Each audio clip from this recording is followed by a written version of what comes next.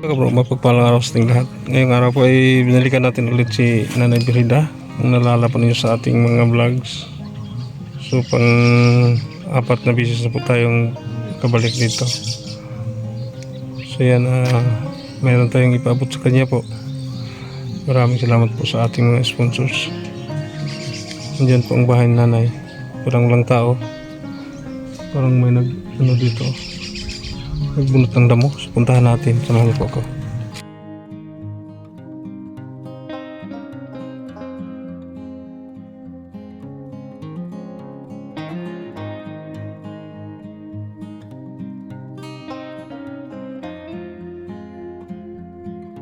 May buntag! Gunsa ka diyan ay? Ha? Nagbunot ka ng damo? Yan, ito po yung ano niya. Maisan. Mais mo hindi maayos. Hindi maayos ang mais mo, Nay. Walang abono, walang pera at pabili. Meron ka pa bang bigas? Mayroon konti. Meron kunti. Uwi muna tayo, Nay. Doon muna tayo. Kasi mainit. Nay. Maganda naman itong init. Maganda ang init, Nay. Si Nanay Birhida maagang nagbunot ng damo sa kanyang maisan. Sayang na hindi mo na Ay, walang pira. abunuhan ay. Ha? Walang kapira-pira? Hindi ka ba nanguha ng niyog? Mayroon, binibilang ko sa ibaba. Hindi pa natuyo? Hindi pa tuloy, bago pa yan. Ano Nanay? Ito ang ano ko, yung dingding dito. Nako, nasira ko. Yan, ito po yung kubo ni Nanay. Maliit lang. Yan, pinagtagpi-tagpi na. Ito nga. Pero, Yan, kasi yung yung Panginoon ko dyan, kasi ang ano ko, Senyor San Vicente, Senyor Santo Niño, tuwing gabi magdasal ako para kung walang anong pakiramdam sa katawan ko. Yung Senyor San Vicente yung tumutulong sa lahat kung anong sakit mo. Yung Yan, doktor balay. yan, yung doktor yan sa sa mga sakit. Ito ang ano ko, nilagay ko yun kasi yung matatanggal yung lawanit at saka yung santos ko magputli na dito sa ibaba. yan, mayroon pong dibuto si Nanay dyan sa loob ng kanyang kubo po. So ang hiling po ni Nanay nung huling pagpunta natin dito na sana maparepair natin yung kubo ni Nanay. So ngayon bumalik po ako dahil mayroon po akong ipaabot kay Nanay sa mga baguhan po sa ating video, sa ating vlog. Pang-apat na beses po ako nakapunta dito kay Nanay. So ang tanging hanap buhay lang po ni Nanay ay pangunguha ng yung mga nahulog na niyog, tapos gawin niyang kupra at ibenta para makabili ng bigas. Kasi yung simento, naayos naman. Ang dingding lang yung sira. Ako lang ang bahala yan. Ako lang ang maghanap ako ng panday na makaano sa dingding. Kaya, Maka-repair na no? ipa-repair ko lang yan. Sabi ko na Brad Tata, maraming salamat po. Kasi tinutulungan ako niya. Kasi kahit ano galit yung anak ko, sinisiraan ako maigi. Yung Elena na yan. Ayun, gusto ko na. Binigyan daw ako ng pera, hindi naman isang taon, dalawang bisis. Apat 400 ang bigay sa akin. Dito kapitbahay, marami talagang sinisiraan ako doon sa Facebook. Hindi bali ko, bahala na kung ano yung sinasabi niya. Palagi akong nagdasal sa Panginoon Diyos. Tulungan niyo po ako kasi inaapi-api ako. Lahat anak ko tsaka kapitbahay, inaapi talaga ako. Yan ang pinagdasal ko ng Senyor Santo Niño o Senyor San Vicente. Ngayon ang araw na ito, mayroong nagpunta dito. Naghilot ako ng pilay. Yun, umalis. Binigyan ako ng 20 pesos. Yan ang anak buhay ko. Kasi hindi ko umalis araw-araw kasi mayroong magpunta to sabay, kawawa naman. Maghilot kayo, Nay, kapag may napilaya, Nay. Malaki, bigyan ko ng 20. Ano ko, natutuwa na ako, makabili na ako ng pagkain ng manok ng kalahating kilo. Yan. Hirap talagang buhay ko.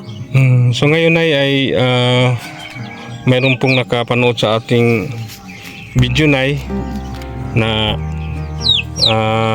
nagpaabot rin ng ayuda sa inyo Nay. Ito po tanggapin po ninyo Nay. Ito Nay 1,000, 2,000, 3,000, 4,000, 5,000, 6,000, 7,000, 8,000, 9,000, 10,000, 11,000, 12,000. Maraming salamat po. Bata, yung binigyan mo ako ng grasya ngayong araw na ito. Kasi wala na, konti lang bigas yung binala mo. Bumili ako agad. Ngayon, pupunta ko sa tindahan. So Nay, bili kayo ng bigas Nay. Ang sobra Nay, palit nyo, ibili nyo ng ulam. At saka ibili nyo ng materialis dito sa dingding mo Nay ha. At saka kung may tulo yung bubong mo Nay, bili kayong yero ha. Apat na nilo yan. Galing pala ito sa ating mga sponsor Nay. Ba't po lahat kayo naawa sa akin? Kasi talaga wala akong anak na sinasiraan pa ko yung anak ko. Bakit? Tinutulungan daw ako nila. Yung isang taon, bibigyan ako ng 400. Hindi kasi yung isang buwan kumakain, isang araw pa. Kumakain itong 3 beses isang araw ngayon. Talaga yung nakaiyak ako na dumating si vlogger Tata uli. Akala ko hindi na dumating kasi mayroon namang comment. Yun. Ang maiyak ako talaga sa buhay ko talaga ngayon. Maraming salamat Brad Tata yung binigay, bumalik ka rito. Walang anuman po Nay, magdasal lang po tayo Nay no? Palagi ko nagdasal tuwing araw kasi wala akong pakiramdam sa katawan ko kasi yung Panginoon malapit sa akin. Kung mayroon akong pakiramdam na dyan na tabagan ko yung Panginoon, tulungan niyo pa ako kasi hirap-hirap talaga ako. Maalis yung pakiramdam ko.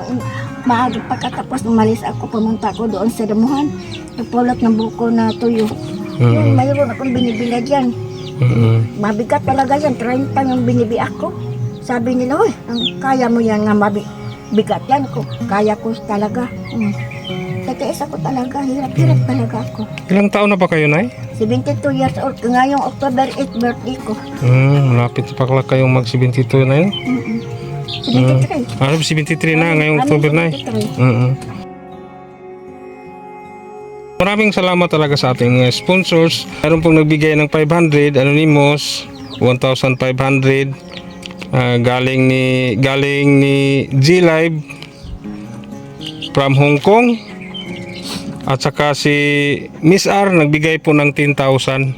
So ang total lahat po ng nalikom nating pira ay 12,000. Maraming salamat sa lahat ng ating mga sponsors. Salamat po yung binigyan niyo ako. Maawa lang kayo, magandang yung buhay ninyo, wala kayong pakiramdam. Kung galing sa Panginoon Diyos, magdasal ako yung nagbigay sa akin. Maraming salamat talaga. Maraming salamat po. Kayo lahat talaga. Maganda sana yung Panginoon. Maano din kayo. Mawala na kayong pakiramdam. Pagdasal ako ng maayos yung buhay ng takbo sa buhay yung trabaho ninyo. Yun, maraming salamat po kayo lahat. Magtulong sa akin. Vlogger Tata, maraming salamat. Walang anuman po Nay. Mag-ingat po kayo dito Nay ha. Ito ibigay ko sa iyo. At saka hindi ka bumalik. Ito ang ano ko sa iyo. Nay, hindi po ibig sabihin Nay na nakabigay ako sa inyo ngayon, hindi na ako bumalik Nay. Magdasal lang po tayo Nay na may mga butihing puso na paabot rin sa inyo kahit pang bigas-bigas lang Nay no? Yan, hinigyan po tayo ng manok ni Nanay. Nay, huwag na lang Nay. Huwag na lang. Sa inyo na lang yan. Hindi. Palakihin nyo lang tapos ibinta ninyo para may bili kayong bigas. Kasi mabait ka. Kasi ikaw ang nagtulong sa akin galing sa ibang bansa. Ikaw na naman talaga nagsasabi, tinutulungan, kailangan tulungan mo ako. Yan, ito ibigay ko sa iyo kasi maraming salamat na ang pagkabait mo. Lagi tata. Ganun ba, Nay? Hindi naman ako humihingi ng kapalit sa mga binigay ko sa inyo, Nay. Ito ibigay ko sa iyo kaya maraming salamat. Tinutulungan niyo ako. Tanggapin mo ito. Nay? Tanggapin mo ito talaga. Ganun ba, Nay? Oo. Yan po. So, tanggapin na lang natin kasi taos puso pong binigay sa atin ni Nanay. Pero hindi ibig sabihin, Nay, na humingi ako ng kapalit sa... Hindi. Ano yan, Brad, tata, yung binigay ko yung manok, alaga mo para maalaala mo rin ang nagbigay sa aking tulong. Na tinutulungan ako ninyo. Si Nanay Verda, matanda na, 70 years old, 72 years old na. Maraming salamat, Brad, tata. Nang ano man po, Nay. Hindi kita makalimutan, Nay. Kung may time ako, balikan kita dito, bisitahin kita. Ngayon lahat na nagtulong sa akin sa ibang bansa, maraming salamat mo. Kasi naawa ka sa akin, matanda na ako. Palagi ako naghanap ng buko doon sa damuhan para makabili ako ng bigas at saka yung pagkain ng manok ko. Marami akong manok dito maliliit. Yung kaya nakusang loob ko, binigyan ko si Brad Tata ng manok para siya malaala siya sa akin, ako ang matanda na nagbigay sa kanya. Maraming salamat po kayo lahat doon sa ibang bansa na nagtulong sa akin, lalo na nagbigay ng malaking ng pira sa akin. Maraming salamat talaga. Salamat po, Brad Tata, lalo na doon sa ibang bansa nagbigay sa akin malaking pira ngayong araw na ito. Salamat, Panginoon, Sindos ang Tumingin. May dumating na grasya ang araw na ito. Maraming salamat po, Brad Tata. Sige, Nay. Bye-bye. Bye-bye, Nay. Ingat ka dito, Nay, ha? Ha? Sige.